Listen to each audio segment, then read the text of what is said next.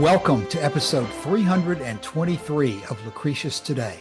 This is a podcast dedicated to the poet Lucretius, who wrote On the Nature of Things, the most complete presentation of Epicurean philosophy left to us from the ancient world.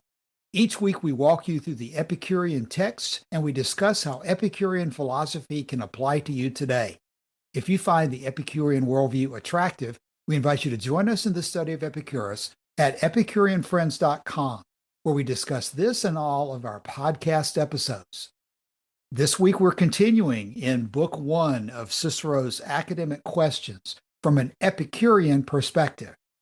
The purpose that Cicero had in writing this book was to discuss the background of the development of the academy, with one of the major points of contention being what it was that caused Aristotle to break off from the academy and how those issues fed into the development of Stoicism, all of which were topics of great concern at the time that Epicurus formed his school. Last week, we got up through section 4 of Book 1, and this is where Varro had stated that there was no real difference between the Peripatetics and the old academy. Aristotle was superior in a certain luxuriance of genius, according to Varro, but both schools had the same source and adopted the same division of things to be desired and avoided.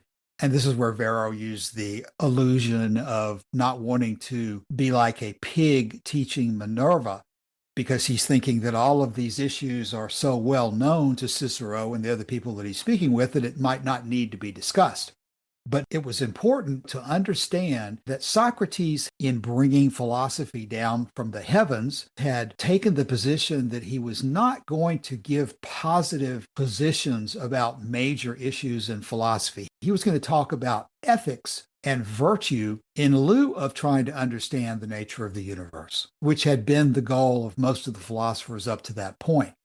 And Varro had stated that Socrates, had he continued to be alive, would not have approved of what Plato and Aristotle and the other schools began to do, which was to develop a systematic arrangement of positive positions, which of course Socrates had moved away from doing in his own teaching.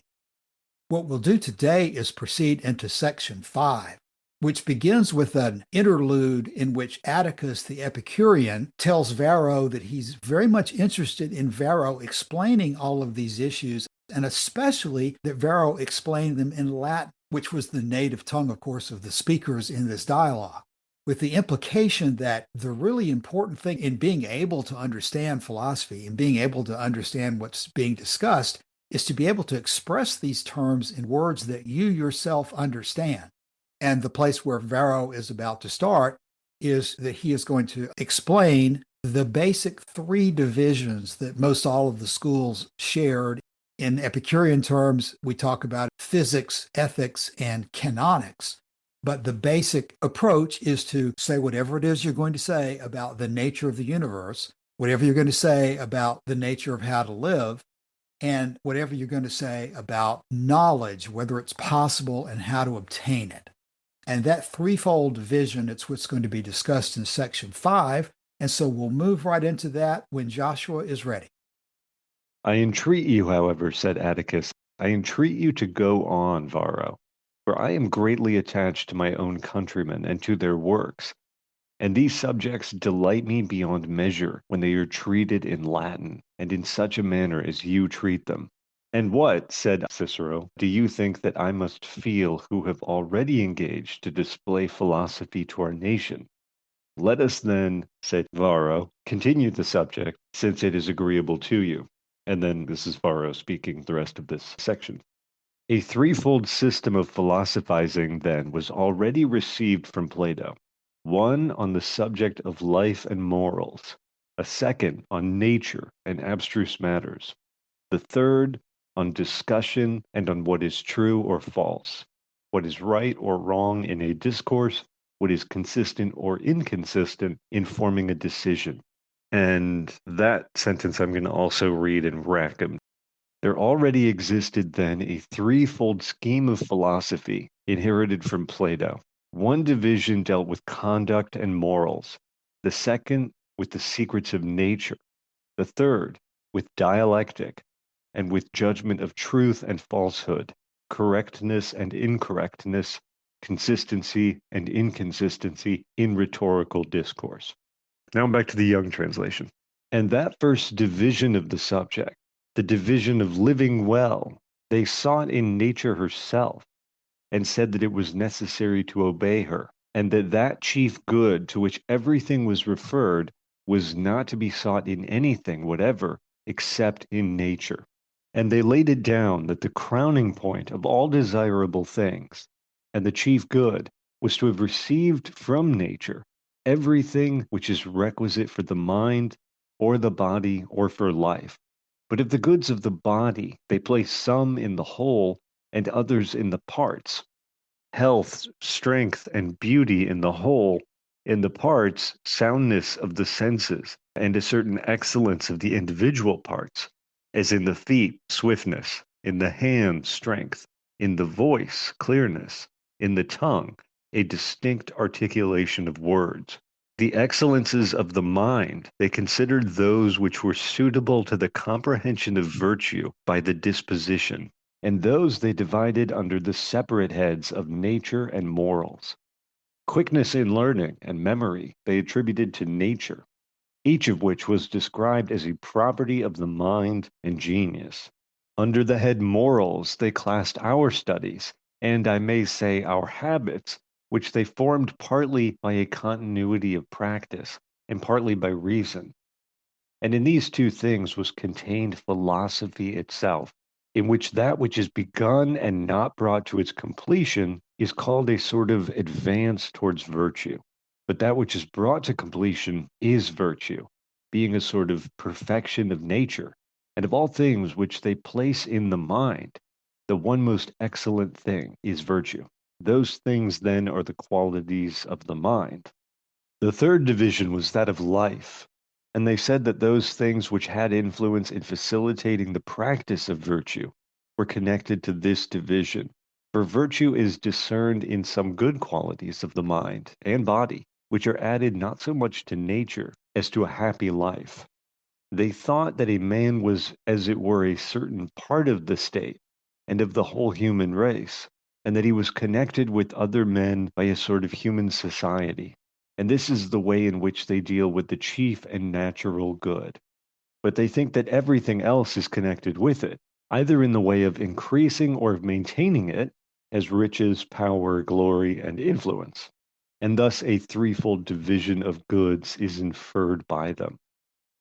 Joshua, this is a pretty subtle section, but for our purposes, I think what we want to be sure to stay on are the key differences between whatever is being said here and Epicurus's approach.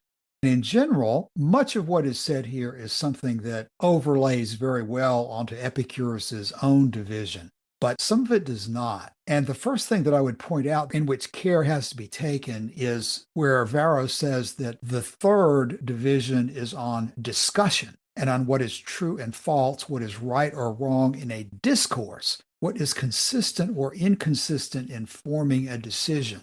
Certainly, Epicurean canonics does not focus mostly on discourse or dialectic. Epicurus focuses on what is consistent or inconsistent with nature as revealed to us through the senses, anticipations, and feelings.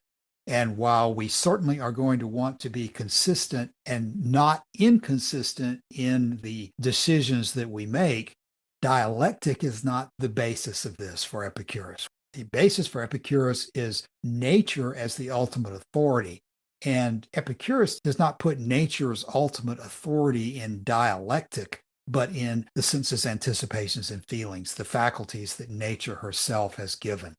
Yeah, that's an excellent point. And this is jumping around a little bit, but we started in section 5 today, and this threefold division is going to be the dominant subject well through section 8. And let me read from section 8, even though we're going to get to it eventually anyway. Section 8 clarifies what the third division is. He says, the third part of philosophy, which is next in order, being conversant about reason and discussion, was thus handled by both schools. They said that although it originated in the senses, still the power of judging of the truth was not in the senses. They insisted upon it that intellect was the judge of things. They thought that intellect the only thing deserving of belief, because it alone discerned that which is always simple and uniform, and which perceived its real character. This they call idea, having already received this name from Plato, and we properly entitle it species. And so we're talking there about the forms. In other words, we put the intellect in the seat of judgment because it is the intellect and only the intellect that is able to discern what is simple and uniform. In other words, what is unchanging. And it's these forms that Plato called ideas, and which in Latin they're calling species. But he goes on to say, he says, but they thought that all the senses were dull and slow, and that they did not by any means perceive those things which appeared subjected to the senses, which were either so small as to be unable to come under the notice of the senses, or so movable and so rapid that none of them was ever one consistent thing, and never the same thing, because everything was in a continual state of transition and disappearance. And that's the key point, because everything is in motion because of change, and because some things fall away and give rise to other things. The argument is the senses are fundamentally unreliable. And so this whole academic tradition is going to look at the senses and discard that as, at best, an incomplete view of nature and of reality, and at worst, a deception or an outright lie, a view of nature that leads us astray from the true path that leads on to virtue and wisdom and excellence and all the rest. Joshua, that's an excellent way of explaining where we are. And we are going to, as you said, come back to section 8 and go through it in detail, because this is a point that needs to be hammered over and over again. In section 5, we're still in this introductory section, but what you've just described is the direction that we're going in as they've set up the foundation of the division. They're planting the seed already in the opening discussion of the division to emphasize that if you cannot reduce your conclusion down into an idea that's consistent with the forms, then you haven't reached the possibility of truth. In listening to what you just read, you immediately can see the echo of what Diogenes of Oinoander is addressing in his fragments 4 and 5 of his inscription, where he's saying that the Socratics and the Aristotelians had held that the flux was so fast that we could not apprehend it. This is central to the Epicurean view of how things are divided, is that we do have the ability through the senses to understand that which is truly real. Of course, even to Epicurus, the senses, as the ultimate authority, do not act alone. The mind does process the information that the senses provide. The anticipations, prolepsis, are clearly involved in this process, as are the feelings of pleasure and pain. But to Epicurus, the process is not one of looking to ideal forms and fitting your observations into the ideal form. The process is always making sure that your observations are the basis for whatever words you use, whatever descriptions you give to form your conclusions. The essential difference is what you are considering to be your authority, and whether you believe that your senses, feelings, and anticipations must be brought into conformity with some ideal form which is knowable to you only through dialectic, or whether you're going to make your descriptions, your words, and your terminology conform to your observations. Which of the two takes precedence? Epicurus considers that if you're going to look to nature as your ultimate standard, which apparently everybody agrees with that nature should be, you find nature's standard through the senses, anticipations, and feelings. You do not find nature's standard in dialectic and ideal forms. And of course, as we then move into the division that is described here as morals, what is being said here is that Varro is seeing the most important thing as virtue, a perfection of nature and of all things which they place in the mind, the one most excellent thing. These things then are qualities of mind. And when they discuss the third division being that of life, they see a man as being, as it were, a part of the state and of the human race and connected with other men by a sort of human society.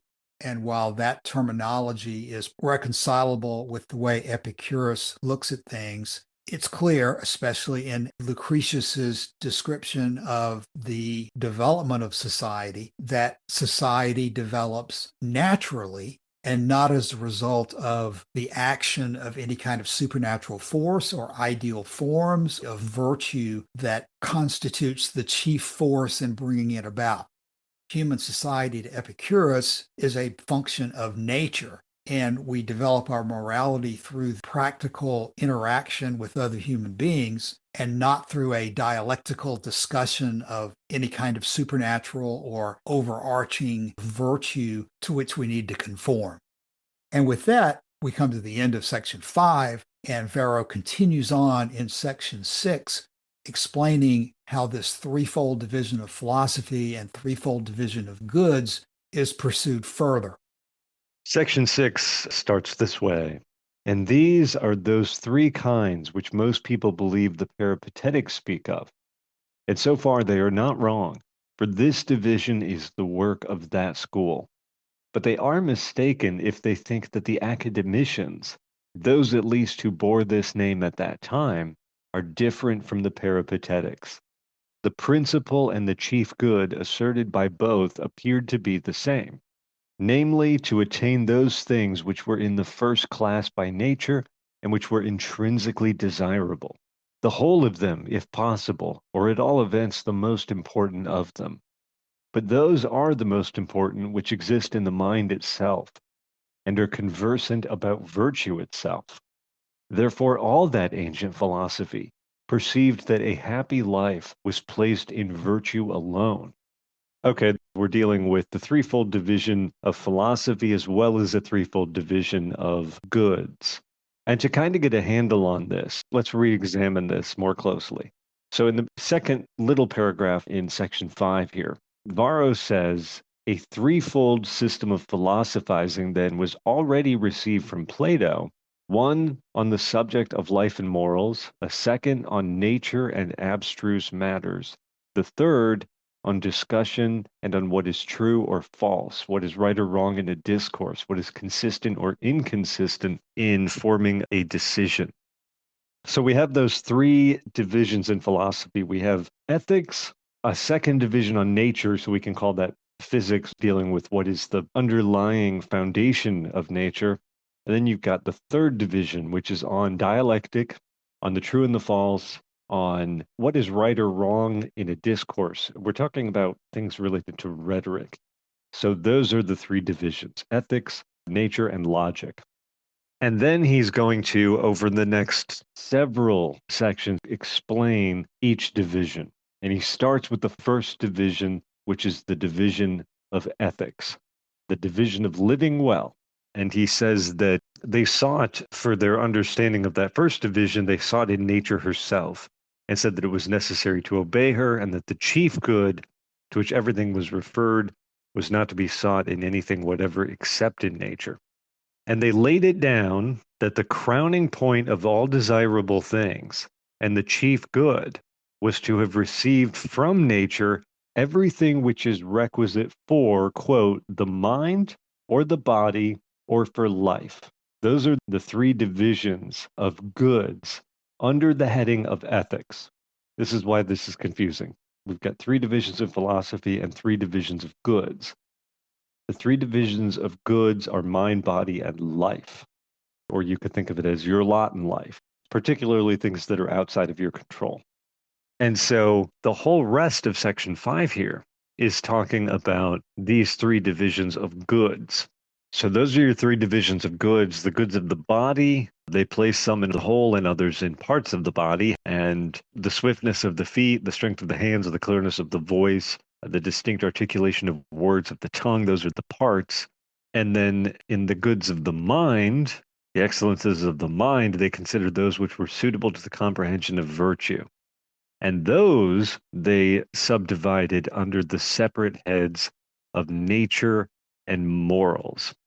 Quickness in learning and memory they attributed to nature, each of which was described as a property of the mind and genius. And then under morals, they classed our studies, and I may say our habits, which they form partly by a continuity of practice, partly by reason. And this leads on to virtue. That which is begun and not brought about to its completion is called an advance towards virtue, but that which is brought to completion is virtue. These things then are the qualities of the mind. So the goods of the mind were covered there, and then we get to the goods of life, or the goods of externals, things beyond our control. And they said that those things which had influence in facilitating the practice of virtue were connected with this division. For virtue is discerned in some good qualities of the mind and body, which are added not so much to nature as to a happy life. They thought that a man was, as it were, a certain part of the state and of the whole human race, and that he was connected with other men by a sort of human society. And this is the way in which they deal with the chief and natural good.